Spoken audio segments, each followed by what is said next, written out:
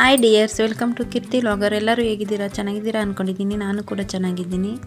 ಇವತ್ತಿನ ವಿಡಿಯೋ ಬಂದುಬಿಟ್ಟು ಈವ್ನಿಂಗ್ ಸ್ನ್ಯಾಕ್ಸ್ಗೋಸ್ಕರ ನಾನು ಆಲೂಗಡ್ಡೆ ಮತ್ತು ಸಬ್ಬಕ್ಕಿನ ಯೂಸ್ ಮಾಡಿಕೊಂಡು ಡಿಫ್ರೆಂಟಾಗಿ ಒಂದು ವಡೆ ಮಾಡ್ತಾಯಿದ್ದೀನಿ. ನೋಡೋಣ ಬನ್ನಿ, ಅದಕ್ಕೋಸ್ಕರ ನಾನು ಇಲ್ಲಿ ಏನೇನು ತೊಗೊಂಡಿದ್ದೆ ಅಂತ.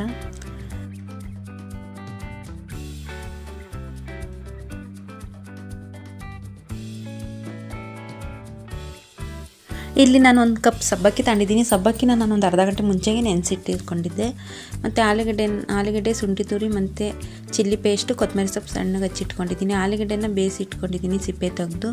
ಮತ್ತು ಇಲ್ಲಿ ಕಡಲೆಬೀಜನ ರೋಸ್ಟ್ ಮಾಡಿ ಪೌಡ್ರ್ ಮಾಡಿ ಇಟ್ಕೊಂಡಿದ್ದೀನಿ, ಕಡಲೆಬೀಜ. ಮತ್ತು ರುಚಿಗೆ ತಕ್ಕಷ್ಟು ಉಪ್ಪು. ಇವಾಗ ನಾನು ಇಷ್ಟು ಐಟಮ್ ತಗೊಂಡಿದ್ದೀನಿ. ಇದನ್ನೆಲ್ಲ ಇವಾಗ ನಾನು ಒಂದು ಬೌಲ್ಗೆ ಟ್ರಾನ್ಸ್ಫರ್ ಮಾಡ್ಕೊತಾ ಇದ್ದೀನಿ. ಇವಾಗ ನಾನು ಈ ಬೌಲ್ಗೆ ಸಬ್ಬಕ್ಕಿ ನೆನೆಸಿಟ್ಕೊಂಡಿರೋದನ್ನ ಸೇರಿಸ್ತಾ ಇದ್ದೀನಿ. ಒಂದು ಕಪ್ಪು ಸಬ್ಬಕ್ಕಿನ ಸೇರಿಸ್ತಿದ್ದೀನಿ. ನೆಕ್ಸ್ಟ್ ನಾನು ಇವಾಗ ಚಿಲ್ಲಿ ಪೇಸ್ಟು ಮತ್ತು ಶುಂಠಿ ತುರಿ ಸಣ್ಣಗೆ ಹಚ್ಚಿಟ್ಕೊಂಡಿದ್ನಲ್ವ, ಕೊತ್ತಂಬರಿ ಸೊಪ್ಪು, ಇವನ್ನೆಲ್ಲ ಸೇರಿಸ್ಕೊತಾ ಇದ್ದೀನಿ ಒಂದೊಂದೇ ಸ್ಟೆಪ್ ಬೈ ಸ್ಟೆಪ್ಪು. ಮತ್ತು ಕಡಲೆಬೀಜನ ಪೌಡ್ರ್ ಮಾಡಿ ಇಟ್ಕೊಂಡಿದ್ನಲ್ವ, ಅದನ್ನು ಸೇರಿಸ್ತಿದ್ದೀನಿ. ಮತ್ತು ನಾನು ಆಲೂಗಡ್ಡೆನ ಬೇಯಿಸಿ ಇಟ್ಕೊಂಡಿದ್ದೆ, ಅದನ್ನು ತುರಿದಿಟ್ಕೊಂಡಿದ್ದೀನಿ. ಆಲೂಗಡ್ಡೆ ತುರಿನೂ ಸೇರಿಸ್ತಾ ಇದ್ದೀನಿ ಇವಾಗಲೇ. ನಾನಿಲ್ಲಿ ಚಿಲ್ಲಿ ಪೇಸ್ಟ್ ಹಾಕ್ಕೊಂಡಿದ್ದೀನಿ. ನಿಮಗೆ ಖಾರ ಬೇಕು ಅಂದರೆ ಬೇಕಾದ್ರೆ ಚಿಲ್ಲಿ ಪೌಡ್ರ್ ಸಹ ಬೇಕಾದ್ರೆ ಹಾಕೋಬೋದು, ಆಪ್ಷನ್ಸ್. ನಿಮಗೆ ಖಾರ ಬೇಕಾದ್ರೆ ಚಿಲ್ಲಿ ಪೌಡ್ರ್ ಬೇಕಾದ್ರೆ ಹಾಕೋಬೋದು, ಇಲ್ಲ ಚಿಲ್ಲಿ ಪೇಸ್ಟ್ ಬೇಕಾದ್ರೂ ಹಾಕೋಬೋದು. ಮತ್ತು ರುಚಿಗೆ ತಕ್ಕಷ್ಟು ಉಪ್ಪು, ಇಷ್ಟನ್ನು ಸೇರಿಸಿ ಚೆನ್ನಾಗಿ ಮಿಕ್ಸ್ ಮಾಡ್ಕೋಬೇಕು.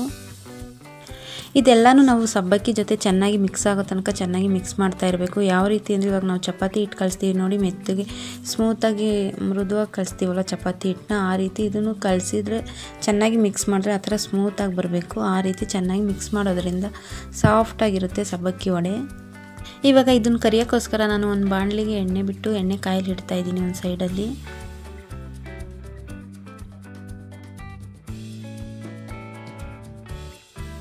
ಇವಾಗ ಎಣ್ಣೆ ಬಿಸಿ ಆಗಿದೆ. ಇವಾಗ ಎಣ್ಣೆ ಬಿಸಿ ಆದಮೇಲೆ ಈ ರೀತಿ ವಡೆ ಆಕಾರದಲ್ಲಿ, ವಡೆ ಶೇಪಲ್ಲಿ ಈ ರೀತಿ ಮಾಡ್ಕೋಬೇಕು. ನೋಡ್ತಾ ಇರ್ಬೋದು, ನಾನಿಲ್ಲಿ ಚೆನ್ನಾಗಿ ಸ್ಮೂತಾಗಿ ಕಲಸಿಟ್ಕೊಂಡಿದ್ದೀನಿ. ಇವಾಗ ವಡೆ ಥರ ತೊಟ್ಕೊತಾ ಇದ್ದೀನಿ.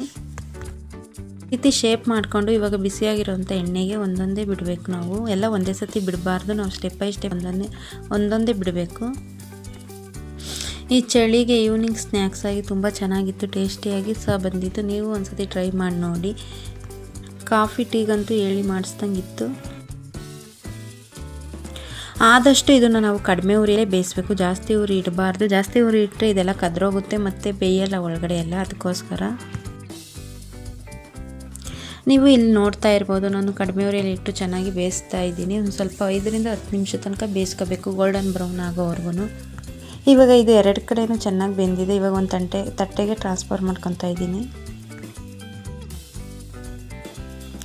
ಇದು ಚಟ್ನಿ ಜೊತೆ ಮತ್ತು ಟೊಮೊಟೊ ಸಾಸ್ ಜೊತೆ ಚೆನ್ನಾಗಿರುತ್ತೆ ತಿನ್ನೋಕ್ಕೆ. ಈವ್ನಿಂಗ್ ಸ್ನ್ಯಾಕ್ಸ್ ಆಗಿ ಚೆನ್ನಾಗಿರುತ್ತೆ. ನೀವು ಒಂದ್ಸತಿ ಟ್ರೈ ಮಾಡಿ ನೋಡಿ, ಹೆಂಗೆ ಬಂತು ಅಂತ ನನಗೆ ಕಮೆಂಟಲ್ಲಿ ತಿಳಿಸಿ.